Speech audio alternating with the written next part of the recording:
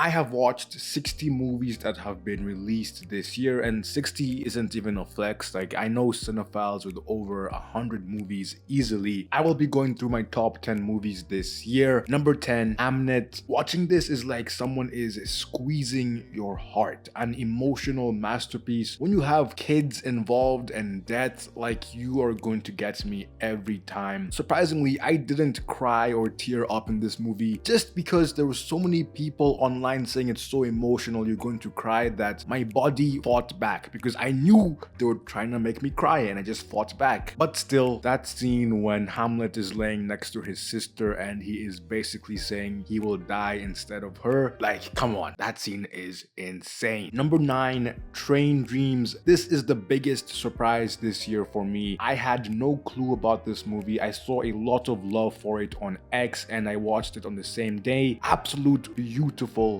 movie. It's simple and that's why it's so good. Movies are exaggerated, they're fake, but this felt like I was watching someone's actual life. The cinematography is perfect. When I say perfect, I mean like every shot in this movie is perfect. Number 8, One Battle After Another. This has some of the best characters this year. Bob, Stephen J. Lockjaw, and Sensei. Sensei isn't in the movie for a super long time, but his impact is massive. Steven is the funniest villain ever. I mean, look at this guy. I'm not the biggest PTA fan, but he did his thing with this one. Number 7, Warfare. When things get going in this movie, it's intensity until the very end. This is a short movie about a very specific situation and it's freaking intense. The sound design is amazing and even the acting all around is really good. This is one of the most realistic depictions of war I've seen, and I know you might be thinking this is like pretty high for this movie, but I mean, for me, this is a damn near flawless movie. The only thing I wish is I watched this in a cinema. Number 6, Bring Her Back. When a movie makes me tear up, it's probably going to be an 8 out of 10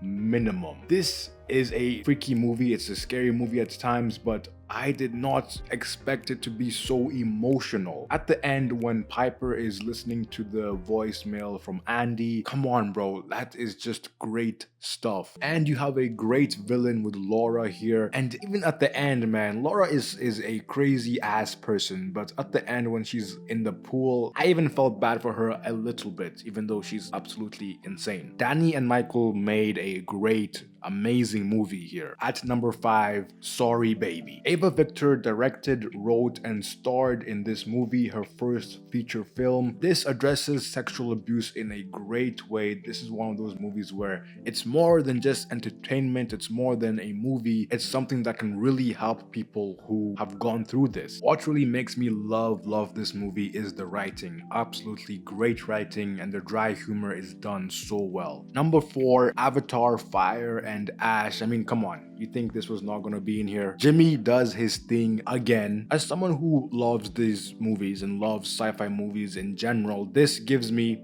everything I want. Watching this in IMAX is immense. I don't think this is better than the second one, but it still has all the elements that make these Avatar movies so freaking amazing. It's violent, it's emotional, it's stunning, and it's easily a top 10, top 5 movie for me. Number 3, Wake Up Dead Man. After a not so good Glass Onion movie, Rian Johnson comes back with a freaking bang. The mystery in this is top tier. The God jokes slap. Josh Brolin, Josh O'Connor, and Daniel Craig, amazing stuff. The ending is pinpoint, like one of my favorite endings this year. Also, I love the incorporation of faith and what it means to people. My favorite part has to be when Jefferson Wicks is talking about masturbation. Yeah, he was sinning consistently. Number 2 is, of course, Christy. Christy being this high might seem a bit crazy, but her story is just so powerful, and Sydney Sweeney plays her super well. This story shows someone who wants to be the best at her craft, but has to deal with a freaking dickhead of a person, her ex-husband and trainer. The part where she is shot multiple times and has to drag herself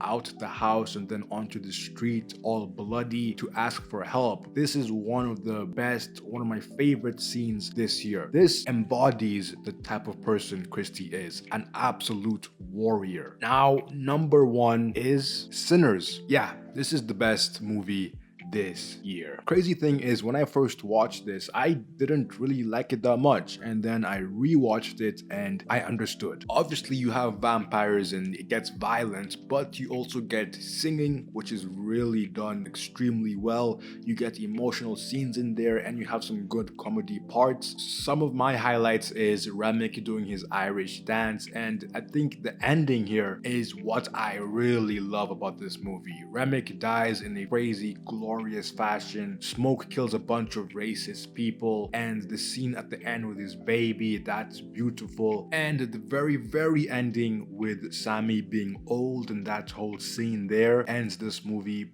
perfectly. Ryan Coogler gave us a classic, and this is the best movie this year. That's it. That is my top 10 movies this year. Let me know what you think. If you ask me, it's been a pretty good year of movies. I've seen some people say it hasn't been that good. Man, I think it's been a great year for movies.